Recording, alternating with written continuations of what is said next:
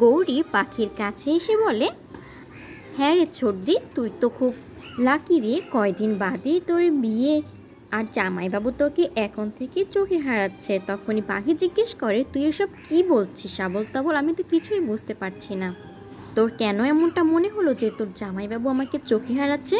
তখনই গৌরী বলে, শোন না রে ছোটদি, রাতের বেলা না আমার জল ফুরিয়ে গিয়েছিল, আমি জল আনার জন্য যাচ্ছিলাম, তখনই আমি দেখলাম জামাইবাবুকে তোর রুমে। আমি কোনো কথা না বলে চুপ করে দাঁড়িয়েছিলাম, তারপর যা দেখলাম।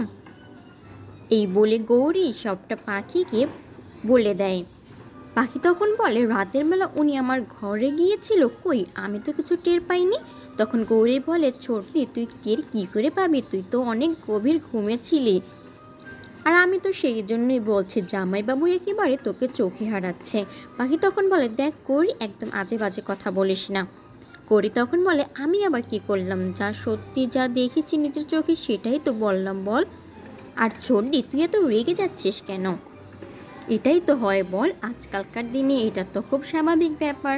পাখি তখন বলে, স্বাভাবিক ব্যাপার মানে তুই কি বোঝাতে চাইছিস আমাকে? গৌরী তখন বলে, আরে তুই বুঝলি না, আজকালকার ছেলেরা হয় না, জানিসই তো আজকালকার ছেলেরা ঠিক কী রকম, আমি তো তোকে সেটাই বোঝানোর চেষ্টা করছি। সেও হয়তো চাইছে বিয়ের আগে ওই রকম কিছু। পাখি তখন বলে, বিয়ের আগে মানে তুই আমাকে কি বলতে চাইছিস গৌরী, তোর কি মাথা ঠিক আছে? গৌরী তখন বলে, হ্যাঁ রে ছোটদি, আমি তোকে ঠিকই বলছি, জানিস তো আজকালকার দিনই না এরকমেরই হয়, আজকালকার ছেলেরা এরকমই হয়, এরা বিয়ের আগেই ওইসব করতে চায়, জামাইবাবুও হয়তো এরকম কিছুই আশা করেছে। আর তুই না ছোটদি শুধু শুধুই রাগারাগি করছিস। পাখি তখন গৌরীর উপর একটু রেগে গিয়ে বলে, গৌরী তুই না বিয়ের আগে ধ্যাত কী সব বলছিস, তুই যা তো এখান থেকে। তখনই গৌরী বলে, হ্যাঁ ছোটদি আমি তো ঠিকই বলেছি। পাখি তখন গৌরীর উপর আরও রেগে গেলে গৌরী তখন বলে, তাহলে কি বিয়ের আগে না? এই বলে গৌরী সেখান থেকে চলে যায়। তখনই অরণ্য সেদিক দিকেই আসছিল।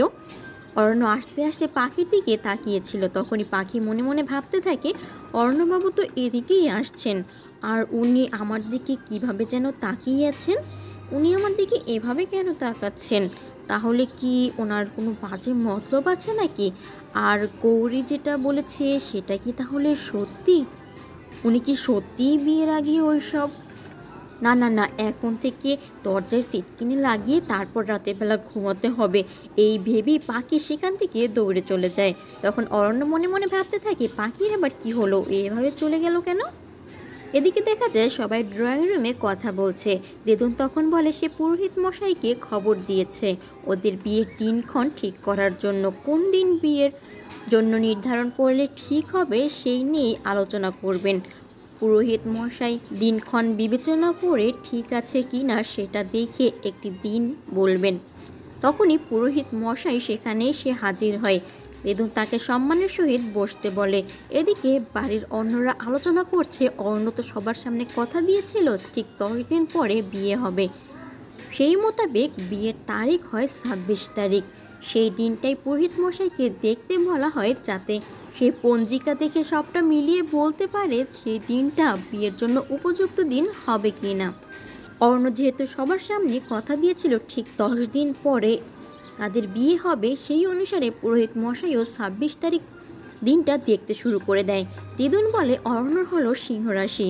তখন পাখির পিসি বলে পাখির কন্যা রাশি। সেই অনুসারে পুরোহিত মশাই সিংহ রাশির সাথে কন্যা রাশির বিয়ে হলে কেমন হবে সেই দিন তা পঞ্জিকা দেখে মিলিয়ে বলে, আরে এই দিনটা তো একটা বিশেষ দিন, 100 বছর পরে এরকম একটা দিন হয়। এই দিন যা ভালো হয় তা খুবই ভালো হয়, আর যদি খারাপ হয় তার মাত্রা খুবই ভয়াবহ হয়।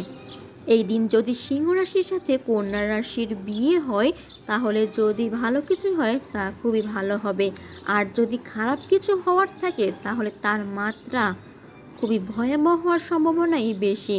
তখন এই নিয়ে বাড়ির সবাই চিন্তায় পড়ে যায়। দিদুন তখন বলে, পুরোহিত মশাই তাহলে আপনি অন্য কোনো তারিখ নির্ধারণ করুন, এর আশেপাশে যদি ভালো কোনো দিন থেকে থাকে সেটা দিলেই তো হয়। তখনই অরণ্য বলে, না দিদুন, সেটা কিছুতেই হতে পারে না, আমি সবার সামনে কথা দিয়েছিলাম ঠিক 10 দিন পর, আর সেই 10 দিন পর যদি 26 তারিখ হয়ে থাকে তাহলে সেটাই হবে। আর আমরা খারাপটা কেন ভাবছি? উনি তো বলেছেন ভালো হলে সেটা খুবই ভালোই হতে পারে। তখনই পাখি বলে, না অর্ণবাবু, এটা হতে পারে না। পুরোহিত মশাই, আপনি অন্য একটি দিন ঠিক করুন।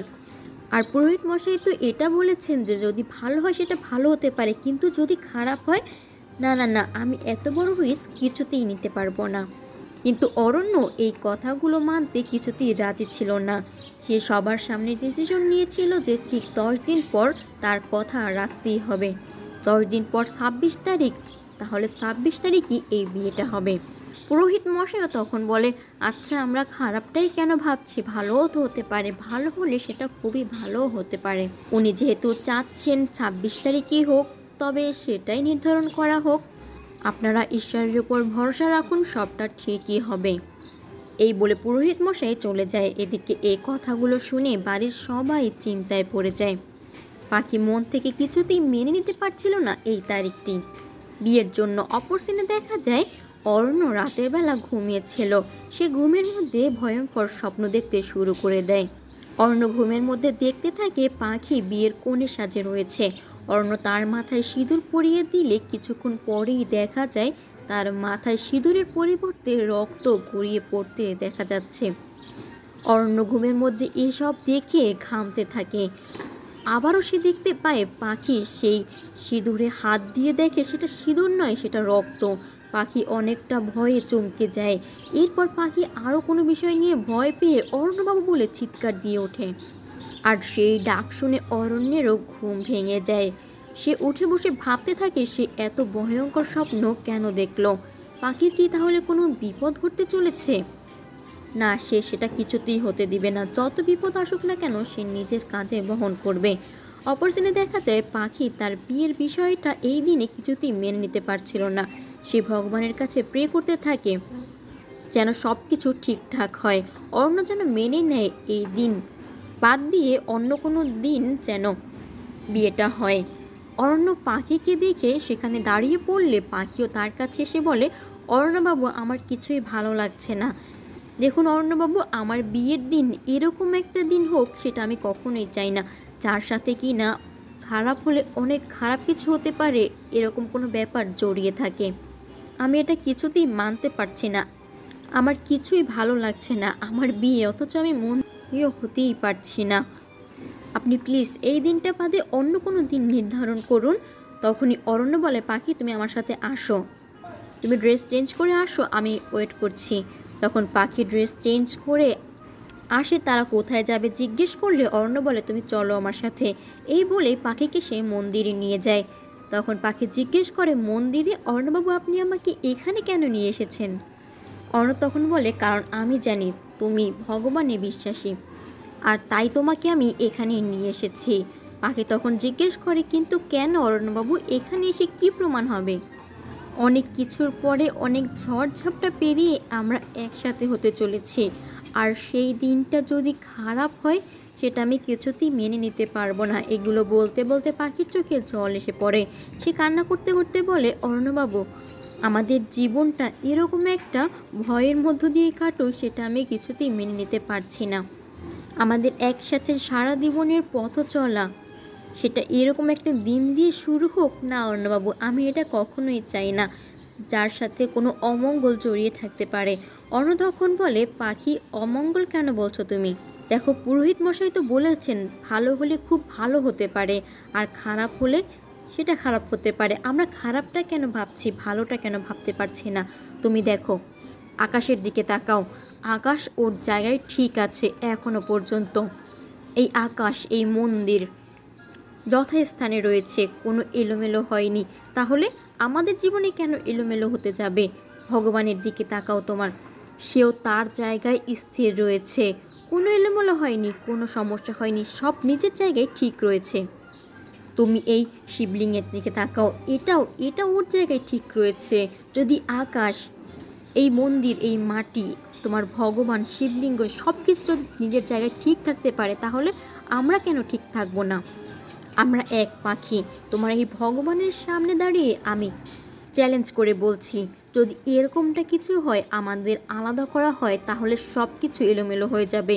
আজ তুমি যা কিছু স্থির দেখছো, এগুলো কিছুই ঠিক থাকবে না। এই আকাশ, এই বাতাস, তোমার ভগবান কিছুই নিজের জায়গায় ঠিক থাকবে না। সব কিছু চুরমার হয়ে যাবে, সব কিছু এলোমেলো হয়ে যাবে। যা কিছু ভালো হবে একসাথে হবে, যদি খারাপ কিছু হয়ে থাকে তাও আমাদের একসাথেই হবে। আমাদেরকে আলাদা করা এতটাও সহজ নয়। তোমার ভগবানের সামনে দাঁড়িয়ে তোমার ভগবানকে আমি চ্যালেঞ্জ করে বলছি, তারও ক্ষমতা নেই আমাদেরকে আলাদা করার। পাখি আমরা এক, আর আমি বিয়েতে বিশ্বাসী নই। শুধুমাত্র তোমার এই সমাজের কথা ভেবে ওই মহিলা যদি না বলতো তাহলে হয়তো এই বিয়ের কথা আমি ভাবতামই না কখনো। বিয়ে, এই সামাজিকতা, এগুলো বড় কিছু নয়। এগুলোর বাহিরে সবথেকে বড় সত্যি হলো এটা যে আমরা এক। আর যদি এরকমটা হয়ও কখনো যে আমরা আলাদা হয়ে যাব, তাহলে তুমি যা কিছু ঠিক দেখছো না, এগুলো কিছুই ঠিক থাকবে না। না এই আকাশ বাতাস ঠিক থাকবে, না তোমার ভগবান তার জায়গায় স্থির থাকতে পারবে। আমাদের আলাদা করতে গেলে সব কিছু ধ্বংস হয়ে যাবে। তাই তুমি এই বিষয় নিয়ে এতটা ভয় কেন পাচ্ছ? এই দিনক্ষণ এগুলো কোনো ম্যাটারই করে না। আমাদের আত্মা মন এক, আমরা এক আছি, এক থাকবো, আর এটাই হবে। এর বাইরে যদি অন্য কিছু হয় তাহলে সবটা শেষ হয়ে যাবে। তো কি ঘটতে চলেছে পরবর্তী এপিসোডগুলি ধারাবাহিকভাবে শেষ অবধি সবার আগে পেতে অবশ্যই চ্যানেলটি সাবস্ক্রাইব করে রাখুন। ভিডিওতে লাইক কমেন্ট করতে ভুলবেন না। সকলকে অসংখ্য ধন্যবাদ।